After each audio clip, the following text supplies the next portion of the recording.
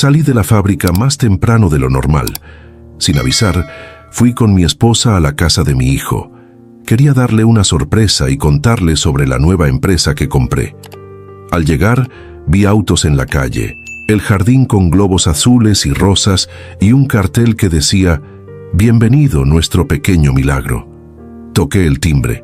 Mi hijo abrió la puerta, me miró y dijo con frialdad: «No creí importante avisarles».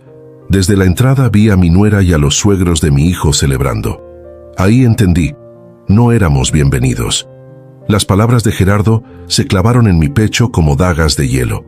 No fue lo que dijo, sino cómo lo dijo, con esa indiferencia calculada, ese desprecio apenas disfrazado.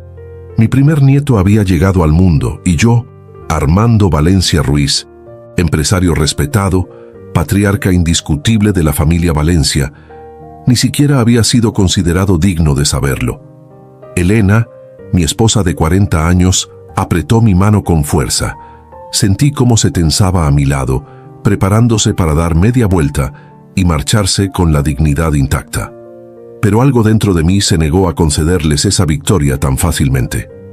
A mis 68 años, había aprendido que los momentos decisivos rara vez anuncian su llegada.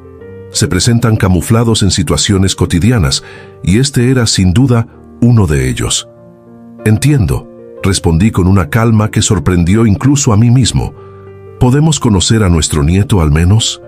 La duda cruzó brevemente el rostro de mi hijo, ese rostro que tanto se parecía al mío cuando tenía su edad, 35 años, y sin embargo, un extraño parado en el umbral de una vida que yo había ayudado a construir. «Supongo que ya están aquí», dijo finalmente, apartándose sin entusiasmo para dejarnos pasar. Mientras cruzábamos el vestíbulo de aquella casa que habíamos ayudado a comprar, sentí las miradas, la de Claudia, mi nuera, mezcla de sorpresa e incomodidad, la de sus padres, los Mondragón, con esa superioridad mal disimulada que siempre habían exhibido hacia nosotros, los nuevos ricos, sin apellido de abolengo, y las de varios amigos y familiares de Claudia que ocupaban la sala, todos claramente desconcertados por nuestra aparición inesperada. En medio de la habitación, en una elaborada cuna que nunca había visto antes, dormía mi nieto.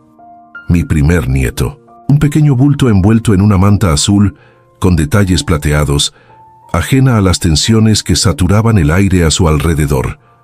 El silencio incómodo se extendió por segundos que parecieron eternos, hasta que Elena, siempre más valiente que yo en situaciones sociales, avanzó hacia la cuna. «Es hermoso», dijo con voz suave, inclinándose para observar mejor al bebé. «¿Cómo se llama?» «Mateo», respondió Claudia, acercándose como si quisiera proteger a su hijo de algún peligro invisible. «Mateo Mondragón Valencia». Otro golpe. Ni siquiera llevaba primero el apellido Valencia, como dictaba la tradición. El mensaje era claro: este niño pertenecía más a la familia Mondragón que a la nuestra. «Un nombre fuerte», comenté, negándome a mostrar cuánto me afectaba esta nueva afrenta. «Como su abuelo materno, supongo». Don Mateo Mondragón, parado junto a la ventana con una copa de champán en la mano, asintió con evidente satisfacción. El patriarca de los Mondragón, con su pelo plateado perfectamente peinado y su traje hecho a medida, representaba todo lo que yo supuestamente no era: refinamiento, educación antigua, conexiones sociales que se remontaban a generaciones. «Fue idea de Claudia», intervino Gerardo como intentando distanciarse de la decisión. «Yo solo estuve de acuerdo». «Por supuesto», respondí, reconociendo en mi hijo el patrón familiar. Siempre cediendo ante los Mondragón, siempre buscando su aprobación, como si su propio apellido no fuera suficiente. Todo comenzó hace 8 años, cuando Gerardo, recién graduado de Administración en el Tecnológico de Monterrey, conoció a Claudia en un evento de caridad.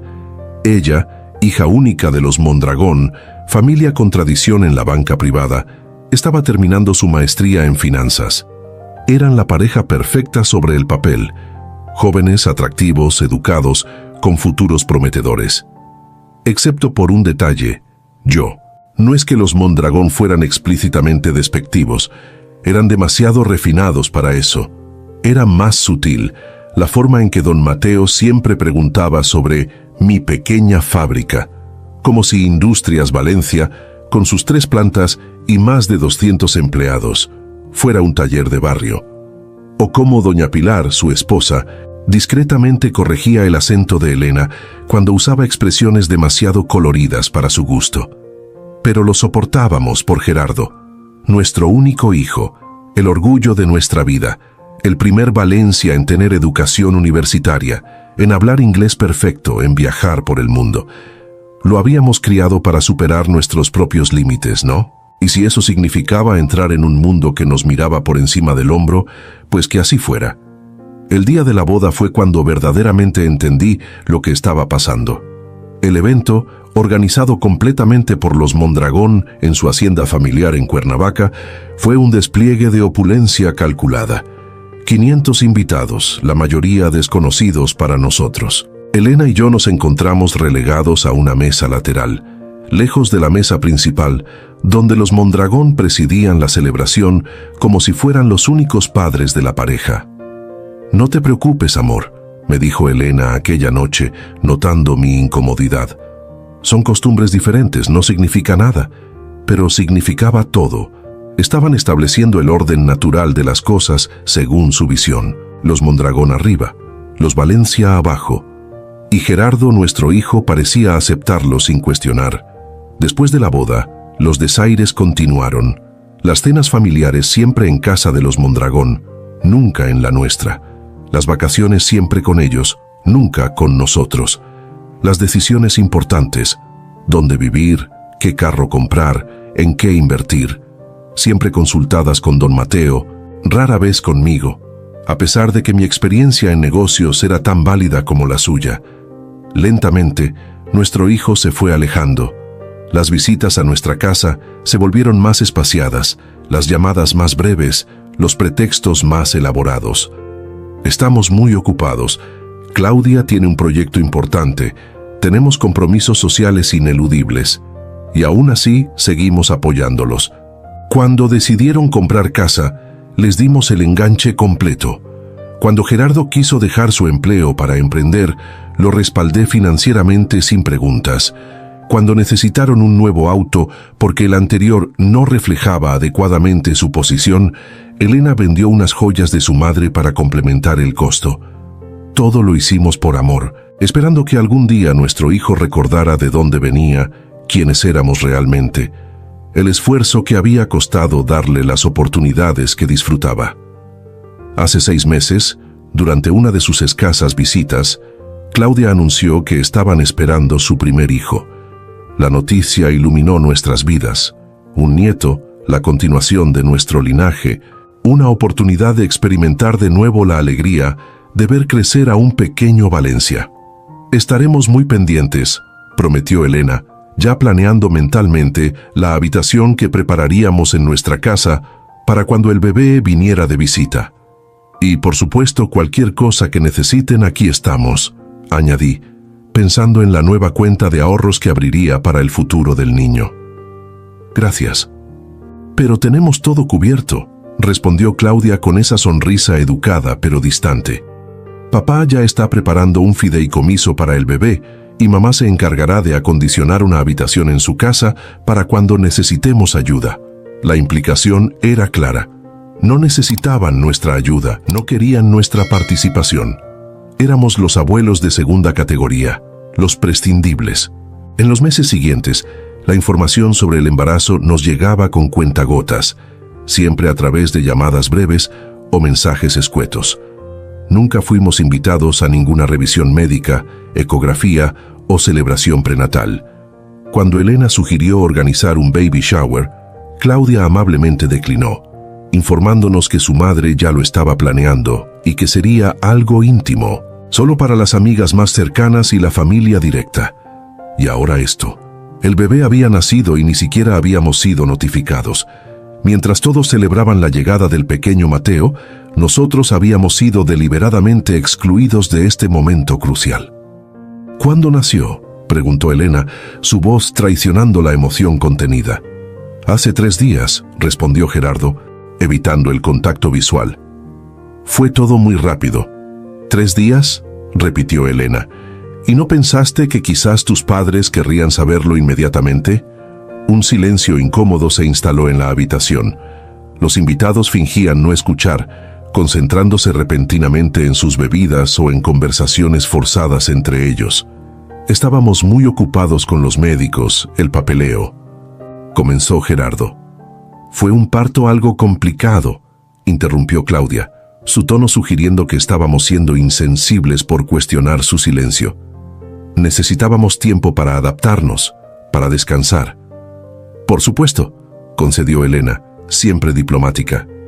«Lo importante es que ahora están bien los dos». «¿Podemos conocerlo?», pregunté acercándome a la cuna donde dormía mi nieto. Claudia intercambió una mirada rápida con su madre, quien asintió levemente. «Claro», respondió, con una sonrisa que no alcanzó sus ojos. Me incliné sobre la cuna y contemplé por primera vez el rostro de mi nieto. Tenía el ceño fruncido, como concentrado en algún sueño importante, y sus pequeños puños estaban cerrados contra su pecho. Reconocí inmediatamente la barbilla de Gerardo, la misma que él había heredado de mí, y algo en la forma de sus ojos que me recordaba a mi padre. Un nudo se formó en mi garganta. Este pequeño ser llevaba mi sangre, continuaba mi linaje, pero habían decidido que yo no merecía ser parte de su llegada al mundo. «Es idéntico a ti cuando eras bebé», dijo Elena a Gerardo, quien permaneció en silencio, como si la comparación le incomodara. «Todos dicen que se parece más a la familia Mondragón», comentó doña Pilar acercándose. «Tiene la nariz de Mateo y definitivamente los ojos de Claudia». «Los rasgos Valencia son fuertes», respondí, irguiéndome cuán alto era. «Pueden tardar en manifestarse, pero siempre lo hacen». Un silencio tenso siguió a mi comentario. Don Mateo se acercó entonces, con esa elegancia estudiada que siempre exhibía. «Armando, Elena, qué sorpresa tenerlos aquí», dijo, como si acabara de notar nuestra presencia. «Estábamos planeando llamarles mañana para compartir la feliz noticia. Claudia necesitaba estos primeros días para recuperarse adecuadamente». «3 días», corrigió Elena suavemente. «3 días sin saber que nuestro nieto había nacido». «El tiempo vuela cuando estás ocupado con un recién nacido», intervino doña Pilar, restando importancia al asunto. «Apenas hemos dormido, organizando todo para asegurar que Claudia y el bebé tengan todo lo que necesitan». «Entiendo», dije, aunque no entendía nada. ¿Por qué era tan difícil para ellos enviar un simple mensaje? ¿Y todo salió bien con el parto? ¿Alguna complicación? «Nada grave», respondió Claudia sentándose en el sofá, como si nuestra conversación la agotara. «Solo fue más largo de lo esperado. 36 horas», añadió doña Pilar con orgullo, como si el mérito fuera suyo. «Mi hija es una guerrera». «Debió ser muy difícil», comentó Elena, acercándose a Claudia con genuina preocupación. «¿Estás tomando suficiente descanso?» Cuando Gerardo nació, apenas podía moverme los primeros días. «Tengo todo el apoyo necesario», respondió Claudia mirando a su madre. «Mamá prácticamente se ha mudado con nosotros esta semana». Otra puñalada. El mensaje era claro. La abuela valiosa, la necesaria, era doña Pilar. Elena era prescindible, su experiencia y apoyo innecesarios. «Nosotros también podríamos ayudar», me atreví a sugerir. «Nuestra casa está más cerca que la de tus padres, Claudia, y Elena tiene experiencia con bebés, no solo con Gerardo, sino con sus sobrinos también». Un silencio incómodo siguió a mi ofrecimiento. Gerardo miró a Claudia, quien a su vez miró a su madre, en esa extraña jerarquía que parecían haber establecido. «Es muy amable, don Armando», respondió finalmente Claudia, «pero ya tenemos todo organizado. Mi madre se quedará esta semana, y luego vendrá mi tía Constanza, que es enfermera. No queremos causarles molestias innecesarias». «Ayudar a cuidar a nuestro nieto nunca sería una molestia», respondió Elena, su voz firme a pesar de la evidente decepción. «Por supuesto que no», intervino don Mateo con tono conciliador. «Y habrá muchas oportunidades para que todos compartamos tiempo con el pequeño Mateo. Pero estos primeros días son cruciales para establecer rutinas y demasiadas personas interviniendo podría ser contraproducente». «Demasiadas personas», repitió Elena en voz baja. Entiendo. La tensión en la habitación era palpable. Los demás invitados, claramente incómodos con la situación, comenzaron a despedirse discretamente. En menos de 10 minutos, la sala se había vaciado casi por completo, dejándonos solo a nosotros, los Mondragón, Gerardo y Claudia. Creo que deberíamos irnos también, dijo finalmente Elena, siempre intuitiva. Claudia necesita descansar y nuestra visita ha sido inesperada. Les agradecemos que hayan venido, respondió doña Pilar con esa cortesía hueca tan característica. Seguramente Gerardo les llamará mañana para organizar una visita más. Planificada. Me preparaba para despedirme cuando el bebé comenzó a llorar. Un llanto potente, exigente, que llenó la habitación e interrumpió la salida que los Mondragón estaban tan ansiosos por facilitarnos. Instintivamente, Elena se acercó a la cuna. 35 años habían pasado desde que tuvimos a Gerardo, pero esos reflejos maternales seguían intactos en ella. «Déjame ayudarte», dijo a Claudia, quien también se había levantado para atender al bebé. «No es necesario», respondió mi nuera, interponiéndose entre Elena y la cuna con una rapidez que resultaba casi ofensiva. «Yo me encargo». Elena retrocedió como si la hubieran abofeteado. Claudia tomó al bebé en brazos con evidente incomodidad, meciéndolo con movimientos rígidos, mientras el pequeño seguía llorando con más fuerza. «Tal vez tenga hambre», sugirió doña Pilar acercándose. «¿Quieres que prepare el biberón?» «Déjame intentar calmarlo primero», respondió Claudia, visiblemente agotada y sin experiencia. El llanto del bebé continuaba, cada vez más fuerte. Claudia parecía cada vez más nerviosa, y el ambiente en la sala se tensaba por segundos. «¿Me permites?», preguntó Elena suavemente, extendiendo los brazos hacia su nieto. A veces un bebé solo necesita unos brazos diferentes por un momento. Claudia dudó, mirando a su madre nuevamente en busca de aprobación. Doña Pilar frunció el ceño, pero asintió levemente, quizás reconociendo que la situación se estaba volviendo incómoda para todos. Con evidente reluctancia, Claudia entregó el bebé a Elena, quien lo tomó con esa confianza que solo dan los años de experiencia. Inmediatamente, comenzó a mecerlo con movimientos suaves y rítmicos, susurrando palabras tranquilizadoras cerca de su pequeña oreja. Para asombro de todos, especialmente de los Mondragón, el bebé comenzó a calmarse. Su llanto fue disminuyendo gradualmente hasta convertirse en pequeños sipidos y finalmente en un silencio satisfecho mientras se acurrucaba contra el pecho de su abuela paterna. «Tienes un toque mágico», comenté con orgullo, observando a mi esposa sostener a nuestro nieto por primera vez. «Solo es práctica», respondió ella con humildad, aunque sus ojos brillaban de emoción. «Y reconocer los diferentes tipos de llanto. Este era de incomodidad, no de hambre. Probablemente solo necesitaba un cambio de posición». La tensión en el rostro de Claudia era evidente. Estaba presenciando cómo otra mujer, especialmente una que ella había relegado a un segundo plano, conectaba instantáneamente con su hijo de una manera que ella misma no había logrado. «Creo que ya está más tranquilo», dijo finalmente, extendiendo los brazos para recuperar a su bebé. «Gracias por la ayuda». Elena devolvió al pequeño Mateo a su madre con evidente reluctancia. Por un breve momento, mientras sostenía a nuestro nieto, había visto su rostro iluminarse con una alegría que hacía tiempo no observaba en ella. «De nada», respondió con voz suave. «Tiene un temperamento tranquilo, como Gerardo cuando era bebé. Rara vez lloraba sin razón. Gerardo, quien había permanecido extrañamente silencioso durante todo el episodio, pareció incomodarse ante la mención de su propia infancia.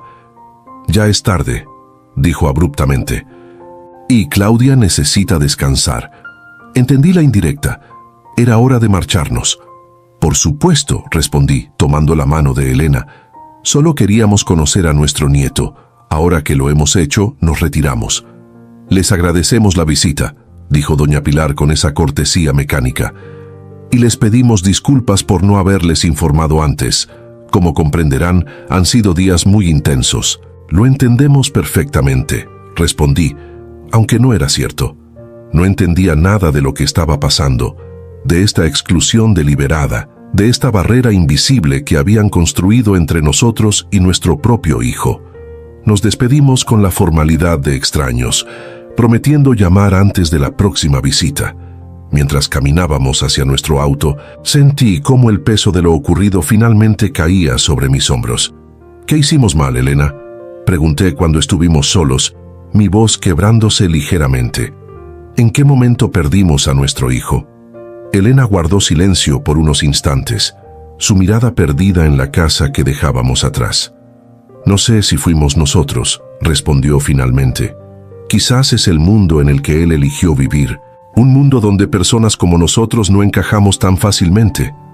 «Personas como nosotros», repetí amargamente, «gente trabajadora, honesta, que construyó todo desde cero. ¿De eso se avergüenza ahora?». «No lo sé, Armando», suspiró Elena.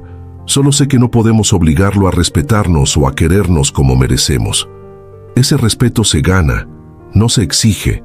Sus palabras resonaron en mi cabeza durante todo el camino de regreso.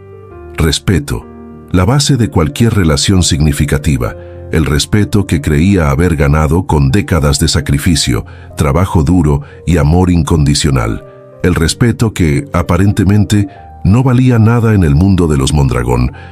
Cuando llegamos a nuestra casa, esa casa que habíamos construido con tanto esfuerzo, me senté en mi sillón favorito y contemplé las fotografías familiares que adornaban las paredes.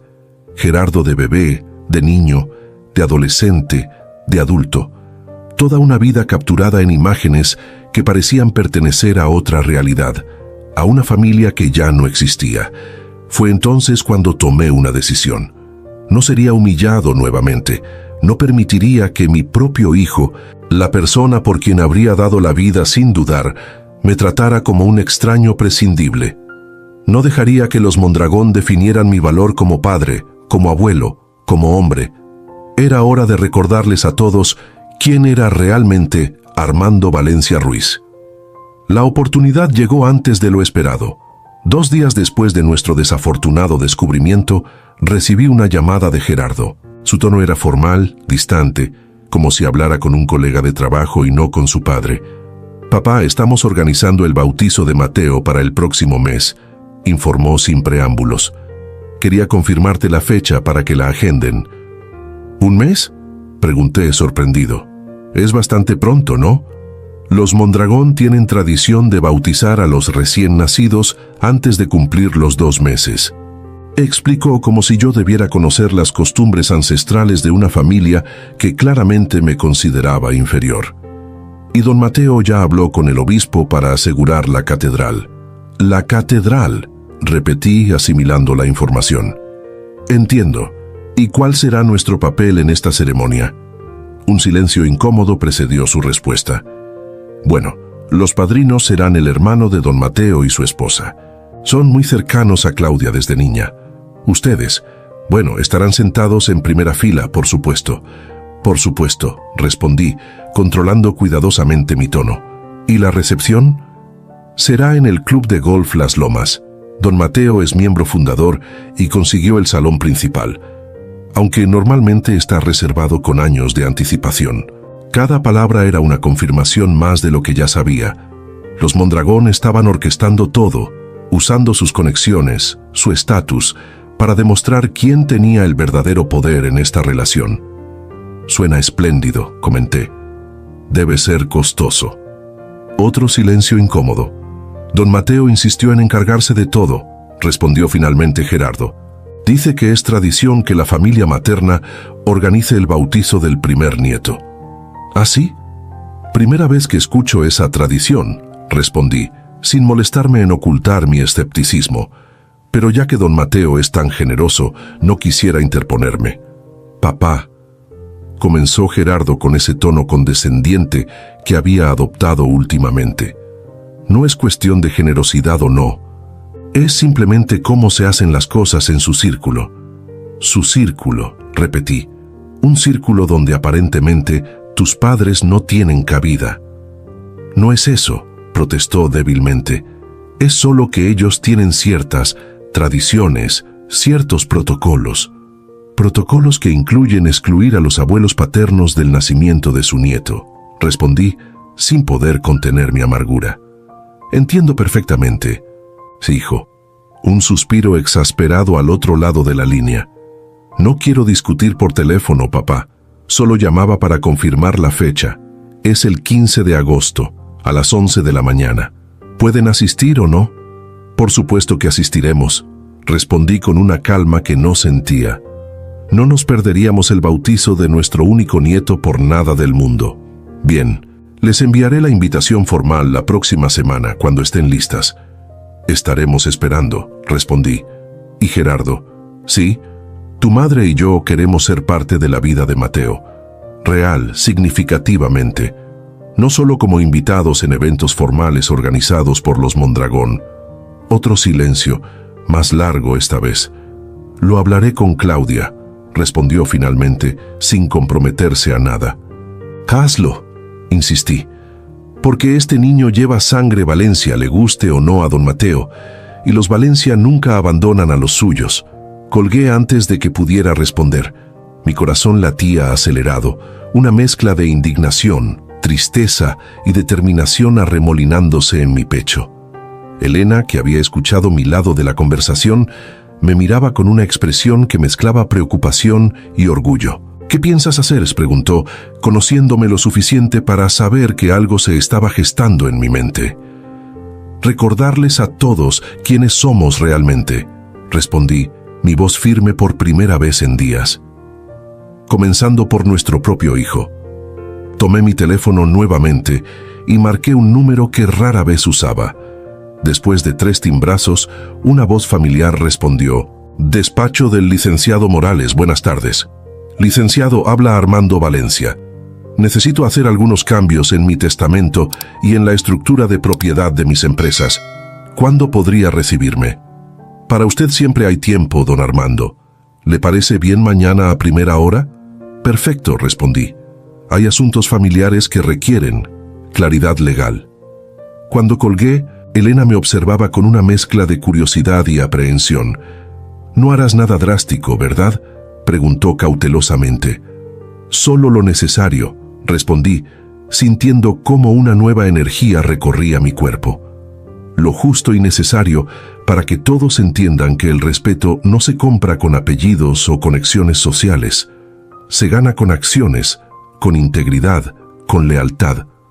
Esa noche, mientras Elena dormía a mi lado, permanecí despierto planeando cada detalle de lo que vendría. No sería una venganza mezquina ni un arrebato emocional.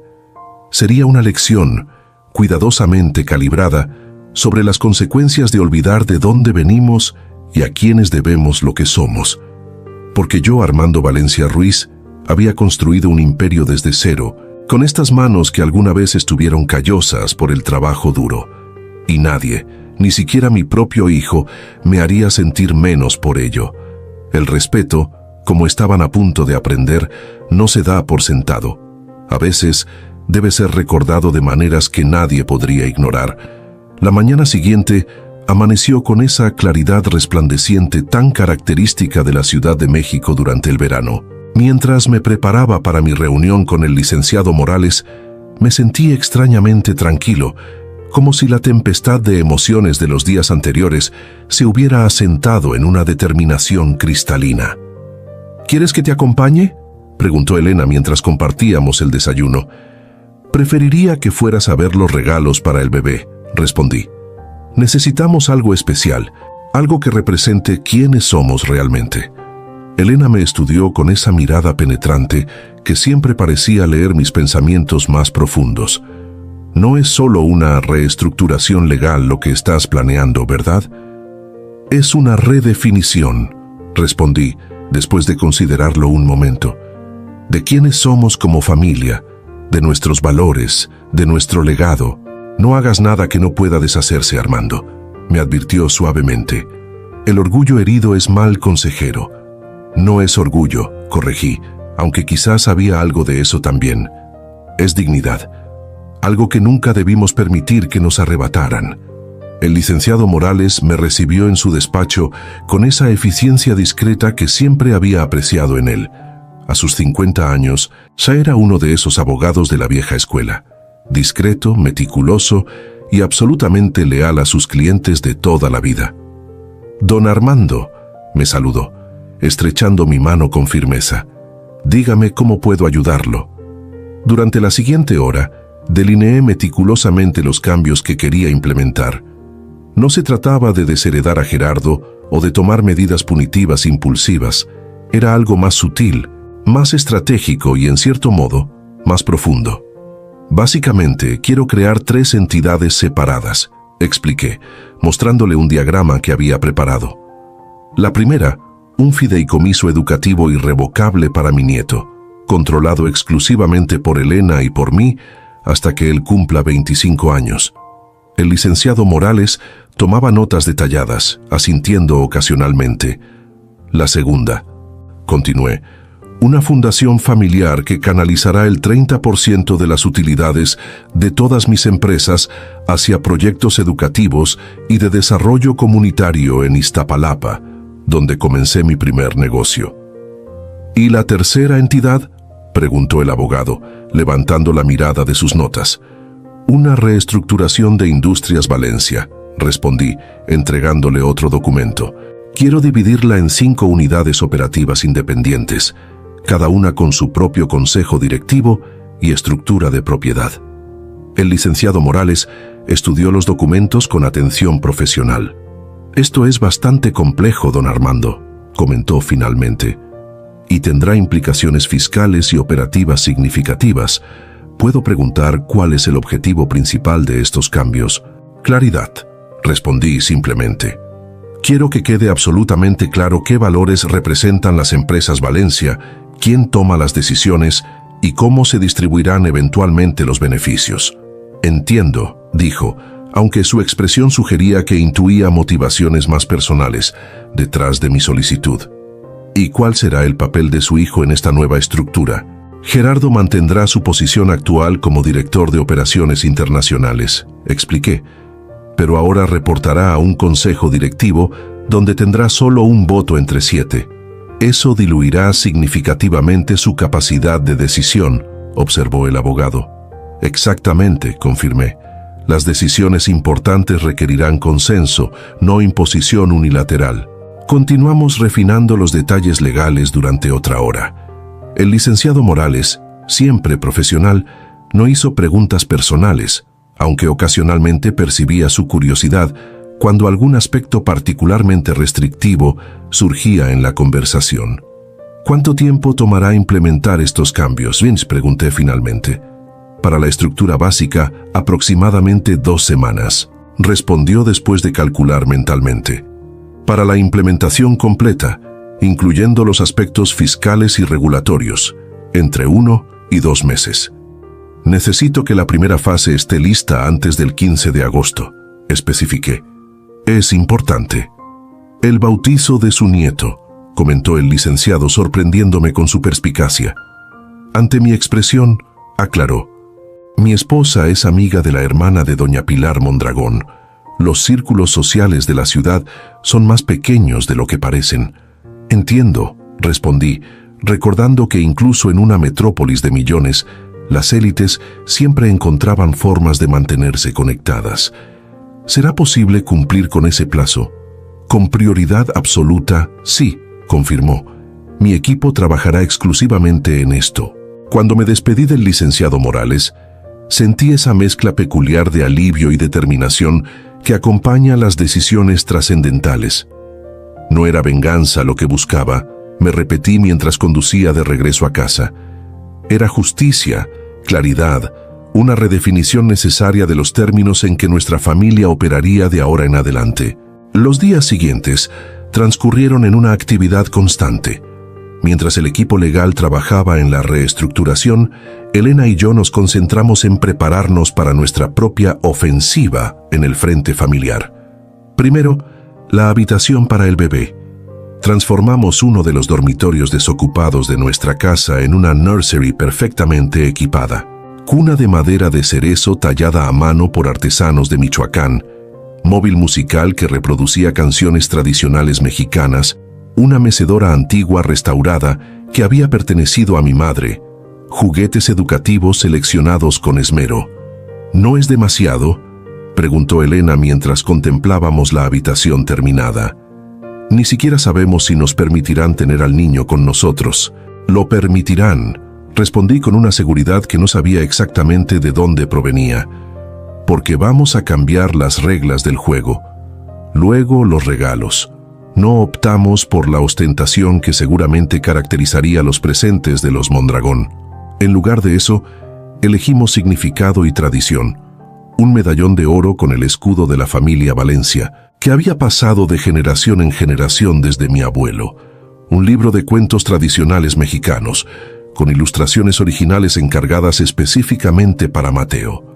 Y lo más importante, un álbum meticulosamente compilado que narraba la historia de los Valencia, desde mis humildes comienzos como hijo de campesinos hasta el presente, documentando con fotografías y recortes de prensa el ascenso de una familia que se había forjado con trabajo honesto, perseverancia y valores inquebrantables.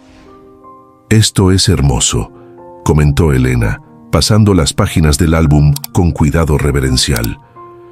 «Nuestra historia completa, sin adornos ni pretensiones. Nuestra verdadera herencia», añadí. «No solo empresas o propiedades, sino ejemplos de vida, de superación, de integridad». También organizamos una visita a la parroquia donde Gerardo había sido bautizado 35 años atrás. El padre Joaquín, ya entrado en años pero con la memoria intacta, nos recibió con el afecto de quien había sido testigo de los momentos más importantes de nuestra vida familiar.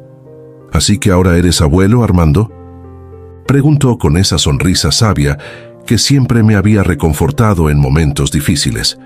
«La vida tiene formas maravillosas de recordarnos nuestro propósito en este mundo. A veces también tiene formas dolorosas, padre», respondí, compartiendo brevemente la situación con nuestro hijo. El anciano sacerdote escuchó con atención, asintiendo ocasionalmente, sus ojos revelando comprensión profunda sin necesidad de muchas palabras. «El respeto es como una planta delicada», comentó cuando terminé mi relato. «Requiere cuidados constantes, pero también sabe cuándo está siendo descuidada. A veces necesita una poda severa para volver a florecer con toda su fuerza».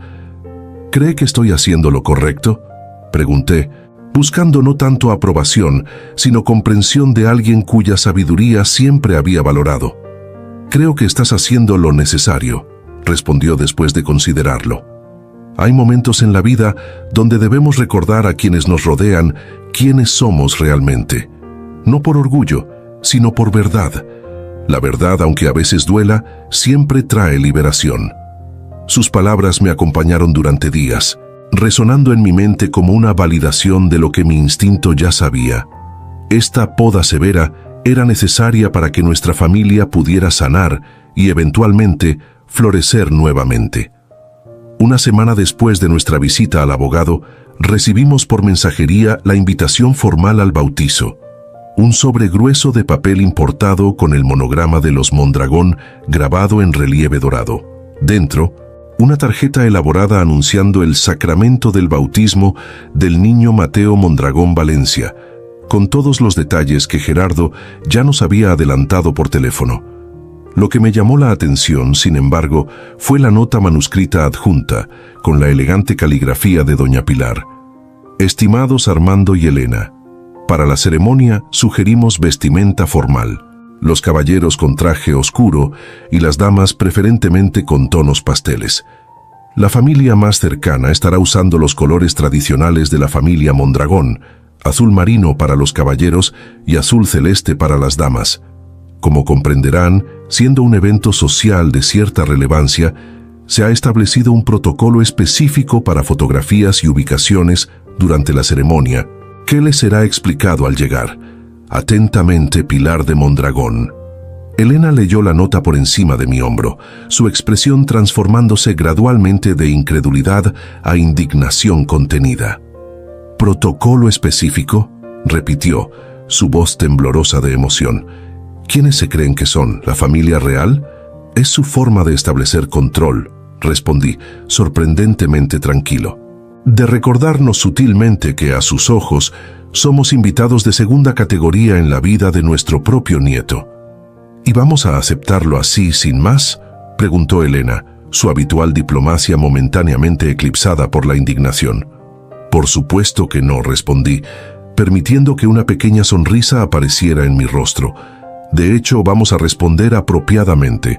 Esa misma tarde, contacté a la mejor papelería de la ciudad y encargué nuestras propias tarjetas, con el escudo de la familia Valencia delicadamente grabado. La nota que dicté para acompañar nuestro regalo bautismal era simple, pero inequívoca. Querido nieto Mateo, con la bendición del bautismo, inicias un camino de fe y valores. Como tus abuelos paternos, queremos acompañarte en cada paso con el amor y la sabiduría que solo la experiencia puede dar. Te obsequiamos este medallón que ha pertenecido a 5 generaciones de Valencia, hombres y mujeres que construyeron su destino con trabajo honesto, integridad y coraje. Valores que estamos seguros también forjarán tu carácter. Recuerda siempre que llevas en tus venas la sangre de quienes nunca se rindieron, de quienes transformaron dificultades en oportunidades, de quienes hicieron del respeto y la lealtad familiar su brújula moral. Con amor infinito, tus abuelos Valencia. Es perfecto, comentó Elena después de leerlo. Directo pero elegante, un recordatorio sutil pero poderoso. Es solo el comienzo, respondí. El día del bautizo será cuando realmente comprendan el mensaje completo. 3 días antes de la ceremonia, recibí la llamada que había estado esperando. El licenciado Morales confirmaba que la primera fase de la reestructuración estaba completada y los documentos listos para mi revisión y firma. Todo ha sido implementado según sus especificaciones, explicó mientras revisábamos los papeles en su despacho. El fideicomiso para su nieto está establecido con los parámetros exactos que solicitó. La fundación familiar ha sido constituida legalmente, con usted y su esposa como únicos administradores vitalicios. Y la reestructuración corporativa ha sido registrada ante las autoridades correspondientes. Excelente trabajo, reconocí, firmando el último documento. ¿Y qué hay de la carta para Gerardo? Aquí está, respondió entregándome un sobre sellado. Contiene la notificación formal de los cambios implementados, así como la invitación a la reunión del nuevo consejo directivo programada para la próxima semana. Guardé el sobre en mi portafolio, sabiendo exactamente cuándo y cómo lo entregaría. Una última pregunta. Licenciado, dije antes de despedirme. En términos prácticos, ¿cuál es el impacto inmediato de estos cambios para mi hijo? El abogado consideró cuidadosamente su respuesta, reorganizando algunos documentos sobre su escritorio. En términos prácticos, don Armando, su hijo mantiene su posición ejecutiva y su salario actual. Sin embargo, ya no tiene autoridad unilateral para tomar decisiones estratégicas, aprobar presupuestos superiores a cierto monto o representar a la empresa en negociaciones internacionales sin la aprobación del Consejo. Y en términos de patrimonio futuro, insistí, el esquema de sucesión ha sido completamente modificado, explicó. Ya no heredará directamente el control mayoritario de las empresas, sino participaciones minoritarias en cada unidad operativa, con cláusulas específicas de desempeño y comportamiento que deben cumplirse para mantener dichas participaciones. Perfecto, respondí, sintiendo una extraña mezcla de satisfacción y tristeza. Es exactamente lo que buscaba. Al salir del despacho, me detuve un momento en la acera, contemplando el bullicio de la ciudad que tanto amaba, que tanto me había dado. Una ciudad que había visto mi ascenso desde joven emprendedor, sin recursos, hasta empresario respetado. Una ciudad que ahora sería testigo de cómo defendía la dignidad y los valores que habían fundamentado ese ascenso. La mañana del bautizo amaneció despejada y brillante, como si incluso el clima quisiera cooperar con la perfección escenográfica que los Mondragón sin duda habían planeado meticulosamente. Elena lucía espectacular con un traje sastre color coral intenso, deliberadamente alejado del azul celeste sugerido por doña Pilar, complementado por un collar de perlas que había pertenecido a su madre. Yo opté por un traje gris claro, también en consciente desviación del código de vestimenta indicado, con una corbata en los colores tradicionales de Michoacán, mi estado natal. ¿Listos para sacudir un poco el corral de los pavos reales?, bromeé mientras subíamos al auto. Elena sonrió. Esa sonrisa cómplice que siempre habíamos compartido en los momentos decisivos de nuestras vidas. «¿Más que listos?», respondió, acomodando cuidadosamente la caja que contenía nuestros regalos para Mateo. «Es hora de recordarles que los Valencia podremos no tener 5 generaciones de banqueros, pero tenemos algo mucho más valioso». «¿Y qué es eso?», pregunté, aunque conocía perfectamente la respuesta. «Autenticidad», respondió simplemente. «Algo que no se compra con apellidos o conexiones sociales». La Catedral Metropolitana, imponente como siempre, estaba particularmente concurrida esa mañana. Al llegar, un joven con traje formal y una tableta en mano nos interceptó en la entrada. «¿Nombres, por favor?», preguntó con profesional distancia. «Armando y Elena Valencia», respondí. «Los abuelos paternos». Consultó su lista, deslizando el dedo por la pantalla hasta encontrarnos. «Ah, sí. Su ubicación está en la segunda banca al lado derecho».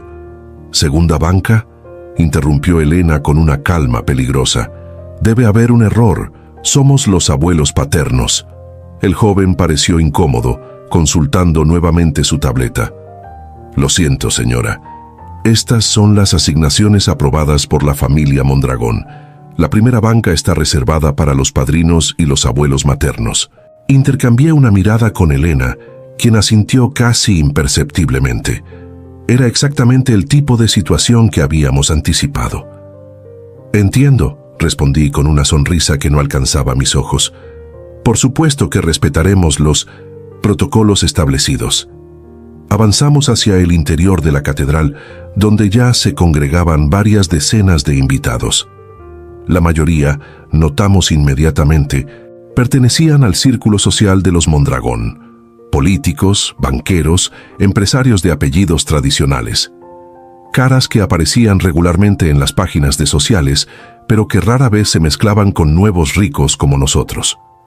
Don Mateo y doña Pilar, perfectamente vestidos en los tonos azulados que habían designado como colores familiares, recibían a los invitados cerca del altar con esa gracia practicada que solo otorgan generaciones de educación privilegiada. A su lado, Claudia sostenía al pequeño Mateo, vestido con un traje de bautizo que parecía una reliquia familiar, elaboradamente bordado y claramente costoso. Gerardo, ligeramente apartado, saludaba mecánicamente a los recién llegados. Su expresión una máscara de formalidad que no revelaba sus verdaderos sentimientos. Cuando nos vio aproximarnos, noté un destello de algo. ¿Sorpresa? ¿Incomodidad? ¿Culpa? Cruzar brevemente su rostro. «Mamá, papá», saludó, inclinándose para besar a Elena y estrechar mi mano. «Me alegra que hayan podido venir. No nos perderíamos el bautizo de nuestro nieto por nada del mundo», respondió Elena, su tono amable pero firme. Aunque parece que nuestra presencia no fue considerada prioritaria en los arreglos de asientos, Gerardo tuvo la decencia de mostrarse incómodo. «Fue decisión de los padrinos», explicó débilmente. «Ellos organizaron toda la ceremonia con ayuda de don Mateo». «Por supuesto», respondí sin ocultar completamente mi escepticismo. «Podemos saludar a nuestro nieto». «Claro», respondió guiándonos hacia donde Claudia conversaba animadamente con sus padres. El contraste entre nuestro atuendo y el de la familia Mondragón no podía ser más evidente. Nuestros colores vibrantes destacaban entre los tonos azulados uniformes que habían adoptado, como un recordatorio visual de nuestra negativa a ser asimilados en su visión homogénea de familia apropiada. «Claudia», llamó Gerardo interrumpiendo la conversación. «Mis padres quieren saludar a Mateo». Mi nuera se volvió, su sonrisa social inmediatamente en su lugar, aunque noté cómo sus ojos recorrieron críticamente nuestros atuendos, registrando nuestra deliberada desviación del código establecido. Don Armando, doña Elena, saludó con esa cortesía superficial que siempre empleaba con nosotros. Qué bueno que pudieron acompañarnos en este día tan especial. No nos lo perderíamos, respondió Elena, extendiendo los brazos hacia el bebé. ¿Puedo sostenerlo un momento? Vi la vacilación en Claudia, ese instante de duda que revelaba cuán poco bienvenido era nuestro afecto hacia el niño. Pero con tantos ojos observando, no tenía más opción que ceder. Por supuesto, respondió, entregando cuidadosamente a Mateo. Solo tenga cuidado con el traje bautismal. Es una reliquia familiar de los Mondragón. Ha estado en la familia por 5 generaciones. Impresionante, comenté, observando al bebé en brazos de Elena. Los Valencia también tenemos nuestras tradiciones familiares, aunque quizás menos visibles en vitrinas de museo. Don Mateo, quien había estado escuchando la conversación, intervino con ese tono condescendiente que reservaba especialmente para mí. Las tradiciones son el pilar de las familias establecidas, Armando. Dan continuidad y sentido a las generaciones. Estoy seguro de que ustedes tienen las suyas propias a su manera. A nuestra manera sí, respondí, manteniendo mi sonrisa diplomática. Tradiciones como la honestidad, el trabajo arduo, la lealtad familiar incondicional, valores que no siempre se reflejan en objetos materiales. Un silencio incómodo siguió a mi comentario, apenas disimulado por el bullicio creciente en la catedral.